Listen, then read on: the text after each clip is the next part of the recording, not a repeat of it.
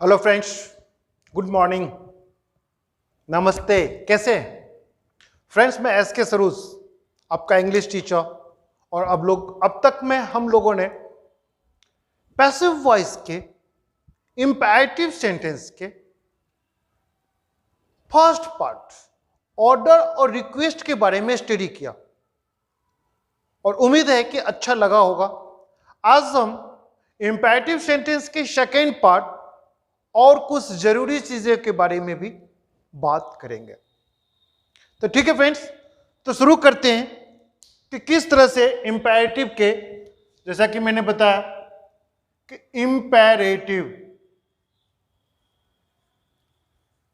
Imperative sentence के बारे में हमें आज पढ़ना है। इसके 3 पार्ट में पहले ही बता चुका हूं कि डिवाइड किया गया है। इसमें फर्स्ट पार्ट के बारे में हम ऑलरेडी पढ़ चुके हैं।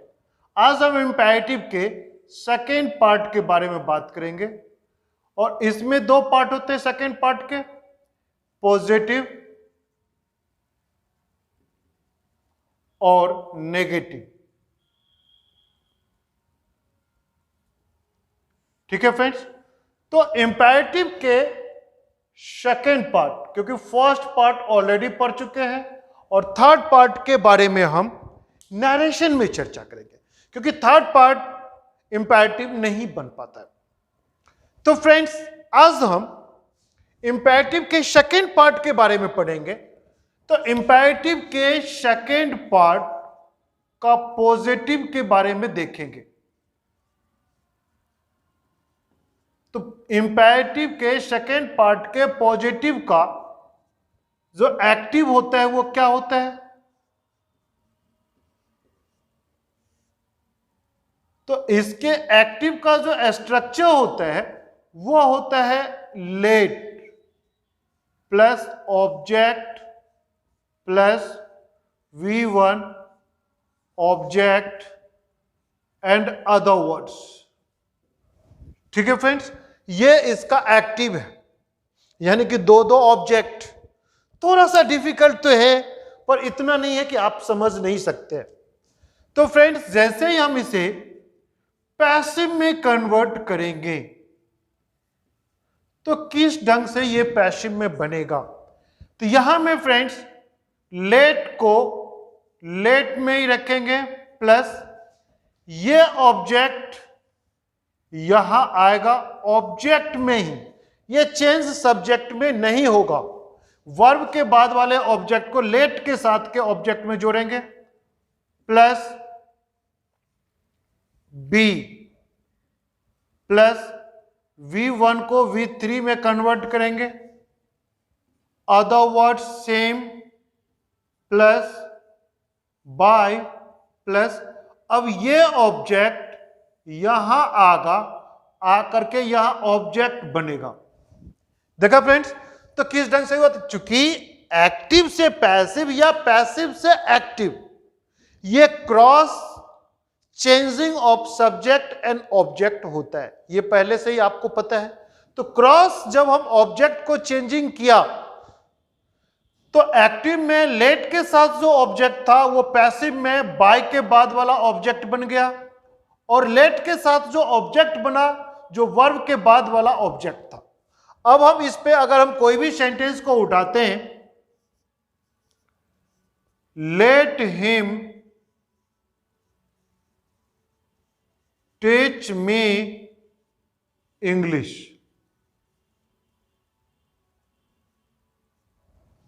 ठीक है friends, let him teach me English. अगर हम इसको पैसिव बनाते हैं तो क्या होगा?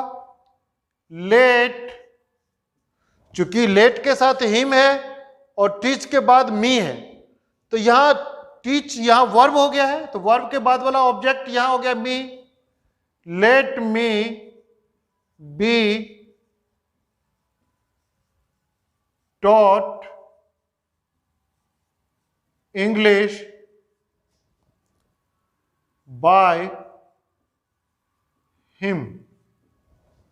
इजी। देखा फ्रेंड्स, कितना इजी बन गया। अगर हम इसी के पॉजिटिव के दूसरे के नेगेटिव को हम गौर करें तो नेगेटिव जब बनेगा इसका स्ट्रक्चर क्या होगा, इसके एक्टिव का स्ट्रक्चर गौर करें बंधु कैसे होगा, नॉट ऐड करना है। और शायद आपने अगर इंपेरेटिव पढ़ा है तो मुझे बताएं कि नॉट कहां लगाएंगे एक्टिव में, याद आ रहा है? शायद आप सोच रहे होंगे कि ऑब्जेक्ट के बाद नॉट हो या लेट के बाद नॉट हो, ऐसा भी हो सकता है, पर ऐसा नहीं होगा। इसके एक्टिव के अगर हम नेगेटिव को देखें, इसका स्ट्रक्चर होता है डू नॉट या don't plus let plus object plus V1 object and other words. देखा फ्रेंड्स इसके नेगेटिव का, क्योंकि ये रूल होता है कि नेगेटिव सेंटेंस कुछ भी हो, कोई भी हो, सॉरी इंपेरेटिव सेंटेंस कोई भी हो अगर उसको नेगेटिव बनाना है एक्टिव में तो डू नॉट या डोंट पहले ऐड कर देंगे, वो नेगेटिव हो जाएगा। क्योंकि इंपेरेटिव के अलावा दूसरा कोई भी सेंटेंस होता है उसे अगर नेगेटिव में कन्वर्ट करना है तब नॉट का थर्ड नंबर का पोजीशन होता है। ठीक है फ्रेंड्स, तो फिलहाल हम इंपेरेटिव के बारे में बात कर रहे हैं। तो इंपेरेटिव के एक्टिव का स्ट्रक्चर हमने देख लिया कि don't plus let plus object, verb की first form object and other words. जैसे इसे हम पैसिव करेंगे तो डोंट यहां से रिमूव हो जाएगा, लेट पहले आ जाएगा, लेट ये ऑब्जेक्ट यहां आ गया, वर्ब के बाद वाला ऑब्जेक्ट लेट के साथ आएगा, plus not plus be plus ये V1 V3 में कन्वर्ट हो गया, other words plus by plus यह ऑब्जेक्ट यहां आया ऑब्जेक्ट के ही फॉर्म में। तो फ्रेंड्स अब इस पे कोई भी सेंटेंस हम ले लें, don't let me call them. Sentence है don't let me call them. जैसे इसे हम पैसिव में बनाएंगे तो क्या बनेगा, let them not be called by me. तो फ्रेंड्स देखा इंपेरेटिव के सेकेंड पार्ट का लेट वाला, क्योंकि अगर आप बोर्ड एग्जाम की प्रिपरेशन कर रहे हैं तो बोर्ड एग्जाम में क्या होता है, बोर्ड एग्जाम में होता है कि एक्टिव दे देगा उसको पैसिव बनाना है, कई बार पैसिव दे दिया उसका एक्टिव बनाना है। इसलिए मैंने इससे पहले वाला जो इंपेरेटिव के स्टेप फर्स्ट के बारे में जब मैंने पढ़ाया था तो एक एक्टिव के 3-3 पैसिव होते थे या 2-2 पैसिव होते थे, मैंने दोनों इंट्रोड्यूस कराया कि जिससे कि आपको बनाने में ज्यादा दिक्कतें ना आए। तो दिक्कतें नहीं आए इसके लिए मैंने उसके एक एक्टिव के अगर 2 पैसिव बन रहा था, दोनों जो पैसिव को मैंने इंट्रोड्यूस किया। लेकिन इनमें सबके एक ही एक्टिव होता है और एक ही पैसिव होता है। तो इसे देखा कि यह किस तरह से बन रहा है, इसमें किसी प्रकार की कोई दिक्कत नहीं आएगी, आपने देख लिया। अब हम इसके अलावा भी कुछ चीज को देखना होता है, क्योंकि थर्ड पार्ट में जो होता है उसका पैसिव में आप अच्छा से नहीं क्लियर कर सकते हैं। तो इसके लिए बेहतर होता है कि उसको नरेशन जब पढ़ते समय इंपेरेटिव में आप वो क्लियर हो जाएगा। तो इस तरह से हमारा पैसिव टॉपिक खत्म हो गया। लेकिन इसके बावजूद भी हमें कुछ चीज और पता होता है कि बहुत सारा चीज होता है नॉर्मल जो उसका एक्टिव से जब हम पैसिव करते हैं तो बाय का प्रयोग नहीं करते। तो फिर कैसे होता है बाय का प्रयोग, देखें तो इनके बाद हम अगर एंड करते हैं तो बहुत सारे सेंटेंस होते हैं। जैसे एग्जाम्पल के लिए देखिए कि समवन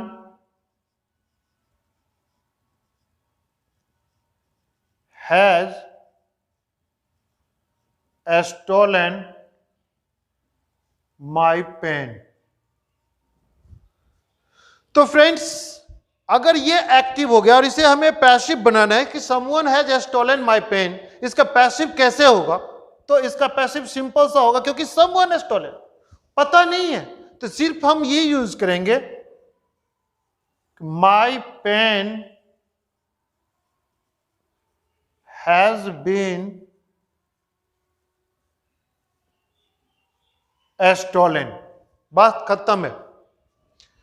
दूसरी बात होती कि इसमें बाय का प्रयोग नहीं हुआ, क्योंकि समवन तो अननोन पर्सन है। सेम वे कई बार कुछ ऐसी मैटर होते जो यूनिवर्सल होते हैं या पूरे कम्युनिटी के लिए होती है, तो उसमें भी बाय का प्रयोग नहीं करते। जैसे एग्जांपल के लिए देखें,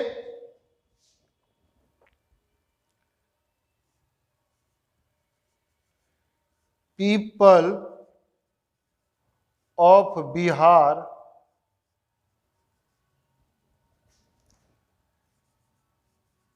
स्पीक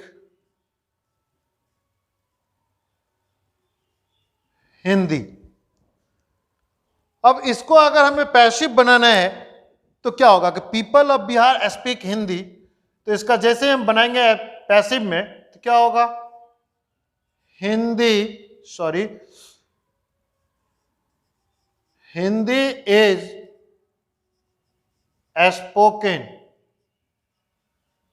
इन बिहार। क्योंकि ये पूरे बिहार के लोगों के द्वारा किया जा रहा है, इसलिए इसमें बाय का प्रयोग नहीं लग। कई बार हो जाता है कि हमें एक्स्ट्रा अपने तरफ से समझना पड़ता है। जैसे एग्जांपल के लिए देखें, आई होप टू विन। अब इसको देखें कैसे बनाएंगे, आई होप टू विन। चूंकि इस सेंटेंस को जब भी हम बनाएंगे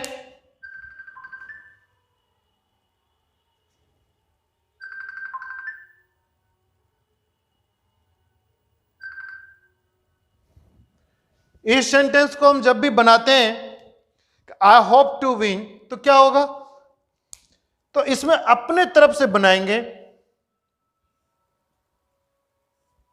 इट इज होप्ड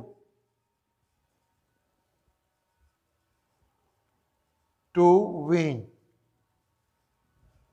चूंकि ये यूनिवर्सल है, इसी में सेंटेंस हो जाए।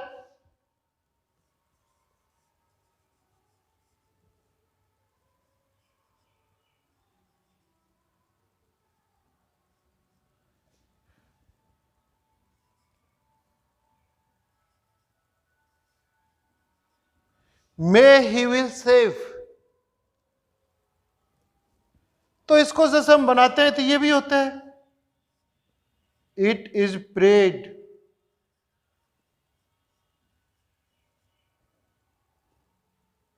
That he will be save. तो इस तरह से बहुत सारे पैसिव ऐसे होते हैं जिनके लिए रूल नहीं बल्कि अंडरस्टूड होता है।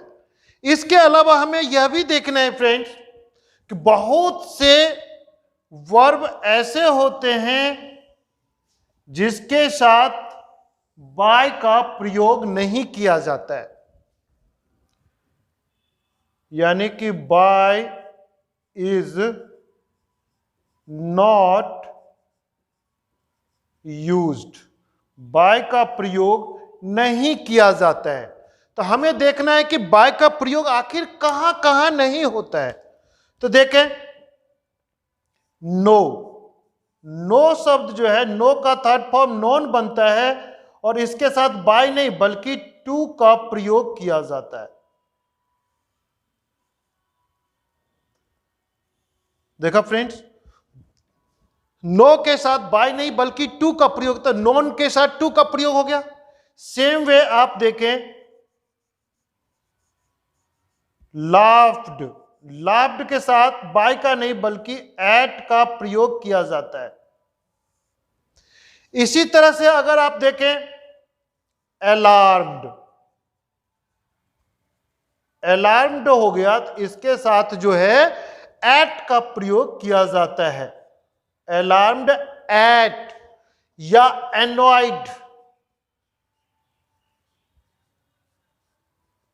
एनॉयड के साथ भी एट का प्रयोग होता है। इसके बाद आगे चलें तो कंटेंड। अब कंटेंट के साथ, कंटेंट क्या होता है? कंटेंट मतलब कोई चीज उसमें समाया हुआ है, इसलिए कंटेंट के साथ कंटेंट इन का प्रयोग किया जाता है। जबकि इसके अलावा होता है डिसगस्टेड,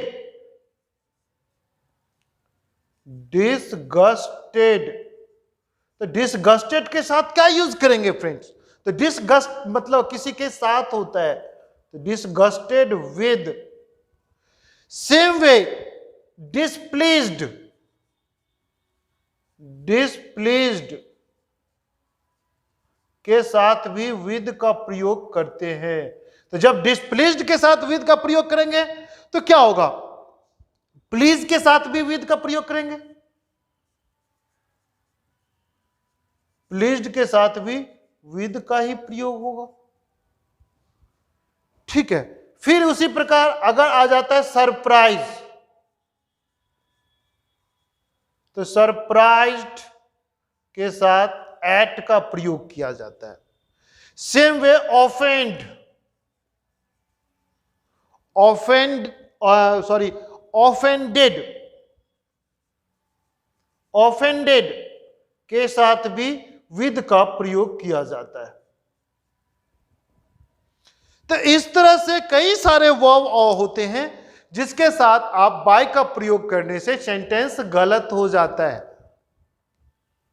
और यह भी देखा कि बाय कहीं कहीं नहीं लगता, जब यूनिवर्सल के रूप में यूज किया जाता है तो बाय नहीं लगता है। कई बार आपने यह भी देखा कि किस तरह से extra, it is I hope to win, तो it is hoped to win, may he will save, it is prayed that he will be save. तो सेम वे इस तरीके से इसके पैसिव बनते हैं। ठीक है फ्रेंड्स, तो हमारा आज पैसिव वॉइस का एंड हो रहा है। और इसके बाद जो हमारा नेक्स्ट टॉपिक होगा फ्रेंड्स, वो होगा नरेशन। और फ्रेंड्स नरेशन जो है पूरे इंग्लिश ग्रामर में सबसे ज्यादा इंपॉर्टेंट रखता है, क्योंकि कहा जाता है कि नरेशन को जान लेना, उसको अच्छा से समझ लेने के बाद आप अपने मन की बात को अच्छा से एक्सप्रेस कर सकते हो। इसलिए फ्रेंड्स हम नेक्स्ट वीडियो जब भी शूट होगा, नेक्स्ट वीडियो अपलोड में हम नरेशन के बारे में चर्चा करेंगे। और आप लोग कंटिन्यू बने रहें, ज्यादा से ज्यादा इसको शेयर करें और मेरे वीडियो को देखना न भूलें।